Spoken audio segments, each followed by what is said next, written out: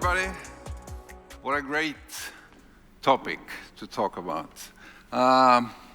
This is actually much more sexy. How to become a millionaire in the public sector without corruption. Sounds better, right? So Estonia has given to the world great things. I mean, we were the pioneers in building e-society. We introduced e-elections in the proper way, e-residency, some other stuff. This is the new thing, cooking. That's something that we initiated this year in Estonia. There is lots of debate about it. And the best part, the private sector has said, do it. And the only obstacle we still struggle is the government. So instantly, interestingly, like the private sector or the people are saying to the government, like, take the money. And the government is like, let's think about this a little bit.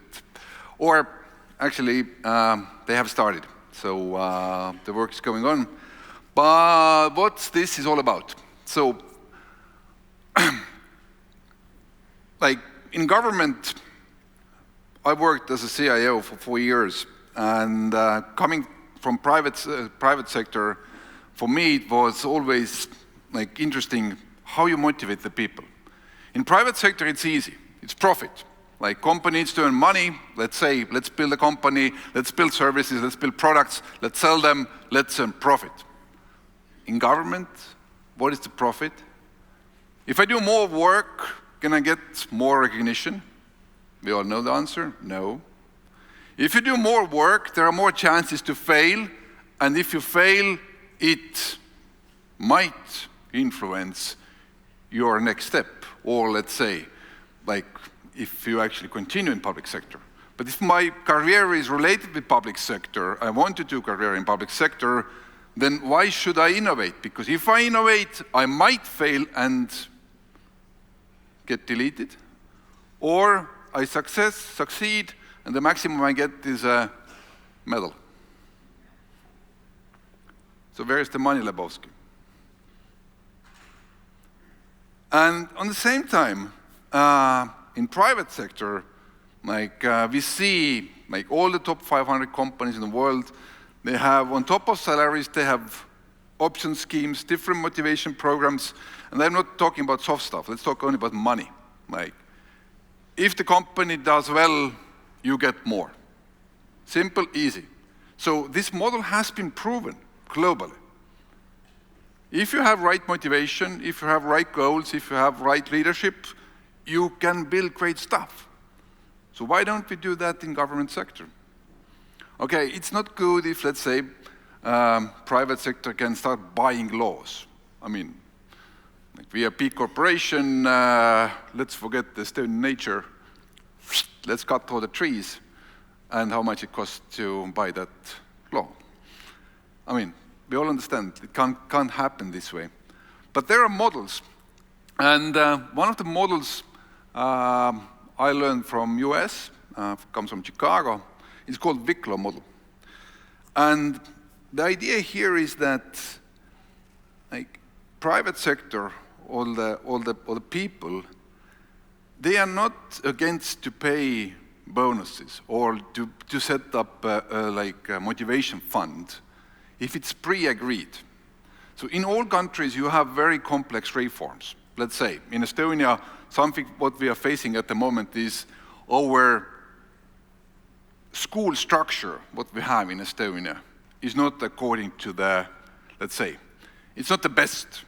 We are losing like 90 million euros per year, estimated by the Ministry of Finance. And every year, we lose that 90 million. So every year that we postpone that reform, cost us at least another 90 million. This year 90 million, next year 180, 2070, and that's how it goes. So how much would be willing to pay to a team, and it's not one person, it's people from different ministries, how much we would be willing to pay to a team who solves that problem? We are losing 90 million every year, 10 million, one-time payment. And suddenly, this kind of discussion becomes a calculation. And that's what you have to search. If you start a debate with your audience, let's say national business newspaper throws out 5 ideas with calculations, it becomes a debate.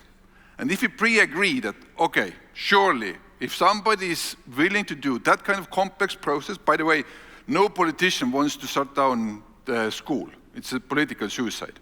So it has to be government officers who actually deliver that. So 10 million, 15, it's an economical decision in the end of the day. And taxpayer understands that if we don't do that, we pay heavily anyway. So why not to pay to the people who actually deliver it? And that's the point of Wicklow model. You pre-agree a goal. The goal might happen 5 years, 10 years from now. You set the deadline, you set the fund, and you give that pool to organization who is responsible for that reform. And after that, it's like building a startup, but the exit already is defined. We don't know how you get there. We don't know what are the methods to reach that goal, but we know that if by that date you achieve that, this will be your payment.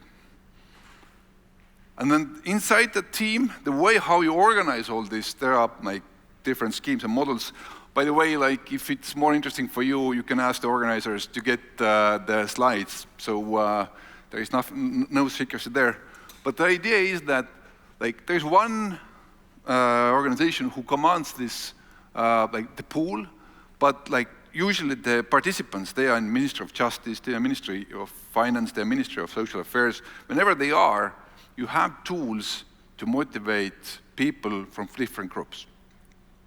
And the tax has options. Options are worthless if company won't have results. I mean, in startup world, we give options. If we have successful exit, everybody gets something. If we don't exit, nothing. Same here, and that's something what taxpayers like. Taxpayers who will cough out that amount of money, taxpayers only pay if there is result, which means that the goal has to be clearly defined. It cannot be, let's, I don't know, make Estonia great again. Two-way. So it has to be, I don't know, 1/3 of all the schools are closed. 50 schools, for example, closed. So it's countable. We can pump, pump, pump, pump, pump, done.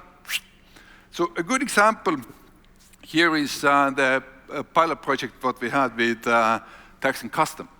So an Estonian tax and custom is extremely good. And you know that by OECD, different tables, etc., Estonia is considered the best tax collectors in the world. So they already do great. But as private sector companies, you know, they could be even better. So we still lack, let's say, machine-to-machine connections. Still, accountants, sometimes they have to log into the portals and upload certain information. So it's not purely machine-to-machine, even though there are technologies available.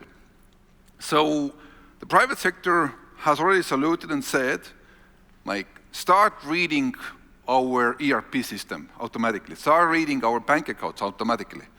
And if you achieve these kind of goals, the team who makes it happen, we are happy to pay.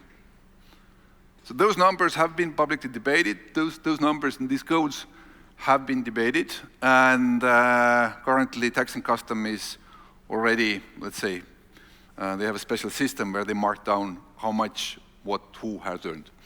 But they only get it if by 31st of December 2027, 51% of all declarations issued to the government monthly are machine-to-machine. If they reach it earlier, they get it earlier. If they fail, nobody gets anything.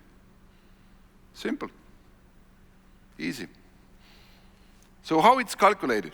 So this 1 million fund is more or less allocated 16% base bonus fund, 64% performance fund, and 20% for the partners. Partners are the people or companies outside of the core system, which means that, let's say, in the X and Custom example, you have to motivate ERP systems to automate their tools.